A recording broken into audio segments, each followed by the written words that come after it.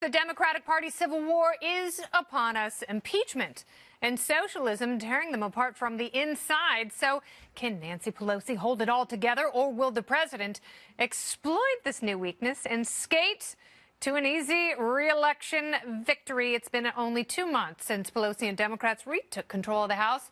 And in that short time, the rank and file have split over these two divisive issues. First, the hysteria over impeachment. Texas Congressman Al Green once again filing articles of impeachment against the president because it's Tuesday. I do not believe that an unfit president should be allowed to stay in office. That's fine. Now, last time he had the support of more than 6 fellow Democrats, but House Speaker Pelosi now says impeachment is not in the cards. She took that option off the table. House Majority Leader Steny Hoyer says the issue is just a distraction, but the big shots in the party still risking mutiny from some of those freshman upstarts, among them Congresswoman Alexandria Ocasio-Cortez and Rashida Tlaib. And surprise, surprise, AOC is also one of the leaders of the faction giving Pelosi a headache over socialism. She's the main lawmaker pushing the so-called Green New Deal, as you know, a plan to completely remake and destroy the U.S. economy. But this past weekend, AOC showed just how little she understands about basic economics. Capitalism to me, it's an ideology of capital. It puts capital, the most important thing is the concentration of capital, and it means that we seek and prioritize profit and the accumulation of money above all else, and we seek it at any human and environmental cost. That is what that means. And to me, that ideology is not sustainable and cannot be redeemed.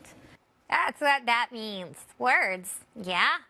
All right, Pelosi has dismissed the Green New Deal, the Green Dream, as a non-starter, but make no mistake, the party is drifting leftward, whether she likes it or not. And if all that is about enough, Democrats also forced to defend their stance on anti-Semitism. The sensible Democrats can thank Ilhan Omar for that fiasco after she suggested Jewish lawmakers have a dual allegiance to Israel, among other statements she's made.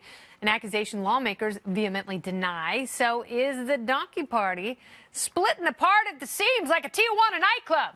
And how might President Trump use that to maintain the Oval Office? With me now, Strategic Communications Director for the President's 2020 campaign, Marc Lotter, is back. Welcome back, Marc. Oh, thanks for having me, Kennedy. So Rahm Emanuel, mayor of Chicago, right-hand man to Presidents Obama and Clinton, he says that the Democrats are going way too far left, and that is a gift to the president. Do you agree with that statement?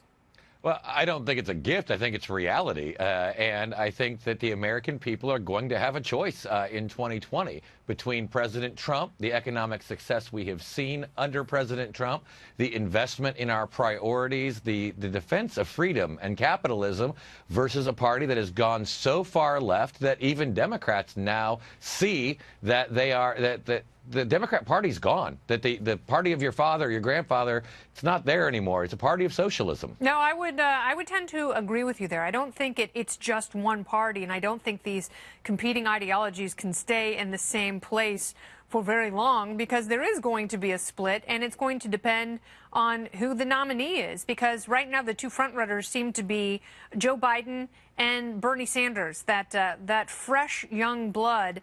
And whoever emerges victorious in the Democrat nomination process, they're going to say a lot about the identity of the party.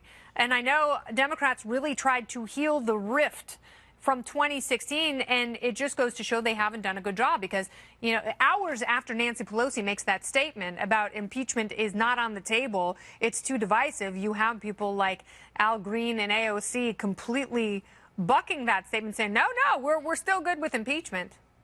No, absolutely. And then you have billionaire liberal donors that are out there angry that the Democrat Party is not following that path.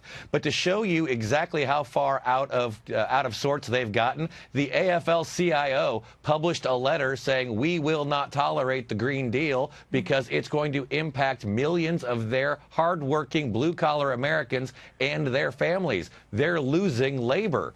Now, they've already lost the people, the workers, but the labor leaders are now following suit. I mean, it just shows you how far left they have gone. And I think many Democrats, many blue-collar Americans who may have been middle of the road, maybe even slightly left of center, have to look at the economic results, more money in their paychecks, manufacturing jobs coming back, against a party that says we want to eliminate your health insurance. We want to pay money to people who don't even want to work. Yeah, we want to eliminate the choice you have in health insurance, and we want to eliminate entire sectors of the economy that happen to employ a lot of union labor, like the airline industry.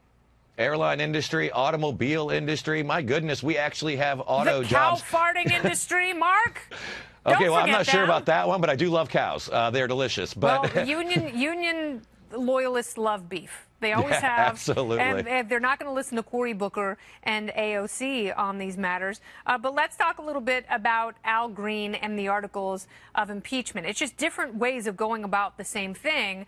Because I think you have Jerry Nadler and Adam Schiff who think that they're making a more nuanced argument for the same thing. And they may not use the term impeachment, but what they're really trying to do is harm the president so much that he is rendered unelectable.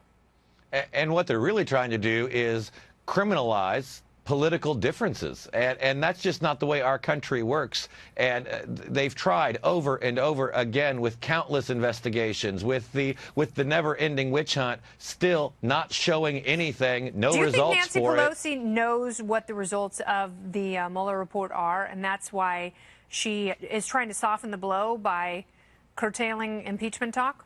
I don't know if she knows the results of the investigation. What I probably think is that she knows the results of polling. Yeah. And because if you notice, as soon as they pivoted away from no impeachment, they started talking about other things that tried to carry the day in 2016. And so my guess is, and this is strictly a guess, it's not about the evidence because there isn't any. It's about polling. And because most Americans don't believe in the impeachment process, they believe in our constitutional way of electing our president, our vice president, and no amount of whining and investigation is going to overturn that. Swing states in the Rust Belt, rather, are responsible for putting this president in the White House. And it seems like a far-left, super socialistic message is not going to resonate with those voters. But some of the more moderate Democrats who won House races in purple districts, they tapped into economic messages that those voters responded to. When do you think the party is going to wake up and realize that, or do you hope they remain asleep? I don't actually think they can reverse this trend because you have such an angry base out there of supporters, whether they're donors, the people who go and knock on doors, and for all of those new incoming freshmen that won in those suburban districts, many of those districts that the president won in 2016, they're now going to find themselves in a very difficult position having to defend their colleagues in the Democratic side on socialism, Green New Deals, free Medicare for all, free everything for everyone with no way to pay for it. It's going to be a very difficult position for them because President Trump will also be on the ballot.